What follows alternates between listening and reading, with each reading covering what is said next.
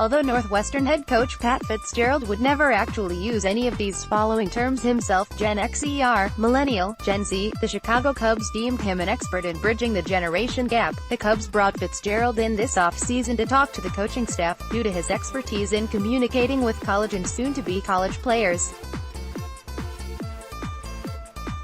We all learned a little something from that talk, Cubs GM Theo Epstein told the Chicago Tribune a week after the consultation.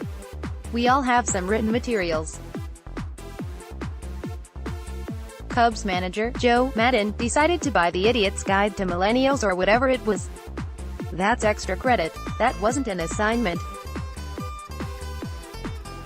He did that on his own. Maddon, 65, has always had a reputation as the so-called cool dad, or the Cubs whisperer, said it was a bit surprising to learn that he wasn't connecting as strongly with these kids today as the 45-year-old Epstein was hoping. Of the 29 players that Google currently lists on the Cubs roster, 20 are under the age of 30, and 12 are aged 27 or younger. World Series MVP Ben Zobrist is the new Grandpa Rossi of sorts at age 37. The Merriam-Webster Online Dictionary describes Generation Z as people born in the late 1990s and early 2000s, the ages of current college football players and recruits. Millennials are defined as people born in the years 1981 to 1996, gen-Xers 1964 to 1980. These are all highly subjective boundaries, and this anything but a hard, exact science. It's also worth noting that almost everybody classifies young people today as millennials, as that seems to be the only generation commercial businesses acknowledge and the cohort that mainstream media just won't stop obsessing over. The most Gen X thing ever. Pic.twitter.com/3rxhlh8sex, Brad King, @TheBroadKing, January 20, 2019, I was very thankful and honored for the opportunity. Fitzgerald said of the Cubs' consultant experience. Theo and Joe have been awesome to me and to us as a program. With that relationship, we learn a million times more from them than they probably learn from us.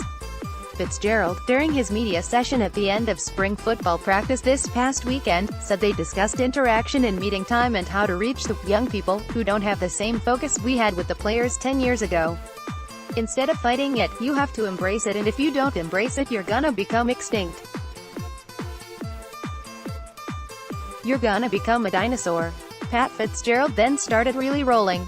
The dinosaurs aren't roaming anymore, he continued, and we can debate why that, politically too if you'd like, but at the end of the day, it's because they didn't evolve, and you have to evolve as a teacher, a coach, as a parent, and I'm out on the front lines with 8th grade, 4th grade, 6th grade, referring to the ages of his 3 children, and with these guys, and obviously with my staff, so I kind of see every phase of it. Fitzgerald also had a lot of colorful things to say about Instagram influencers, social media, emojis, smartphone addiction, and how all these things deteriorate social skills. We already covered that in a previous article. Northwestern and the Cubs have many of the same corporate partners, and until recently, shared WGN as their radio broadcast partner. Cubs chairman Tom Ricketts is a neighbor and close friend to new athletic director Jim Phillips. You're in a people business, it's about better relationships. That was the gist of what I talked about. Meet them where they're at, be able to communicate with them on that level, be understanding, be more patient, but standards are standards, expectations are expectations, and more so than ever you have to do a great job as a coach making clear what those expectations are, and then to have ongoing communications to make sure everybody stays on the same page. That's a lot more difficult than it's ever been. It still remains to be seen whether Maddon will return or not next season, or if he even wants to manage the team beyond 2019, so I guess we'll see. Just have to see if Fitz's educational talk helped the Cubs or not. The Orland Park native has certainly used his leadership style to get results in Evanston. The Wildcats are coming off the first Big Ten West Division title, Big Ten championship game appearance in school history. Fitzgerald also discussed how far the program has progressed since his days there as a player. We took the next step by reaching the championship last year, but we didn't finish the job, he said. We've had to go through the natural progression as a program. Back when I played, we had to get to a bowl game. Then we went through a number of years of trying to become a consistent bowl team. Now we've done that, and consistency won bowl games against top-level opponents. Since 2015, I think we have the 14th most wins of any program in the country. Who would have though back in 1993? That whatever be said, Northwestern has won 9 games or more in 3 of the past 4 seasons. Paul M. Banks runs the sportsbank.net, which is partnered with News Now.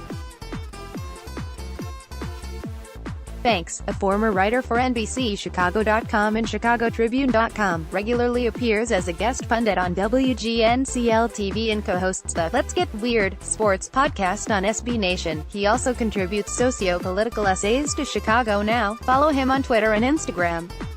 The content of his cat's Instagram account is unquestionably superior to his. Please enable JavaScript to view the discussion by Sidelines. Powered by Sidelines. Follow Palm Banks. Let's block ads.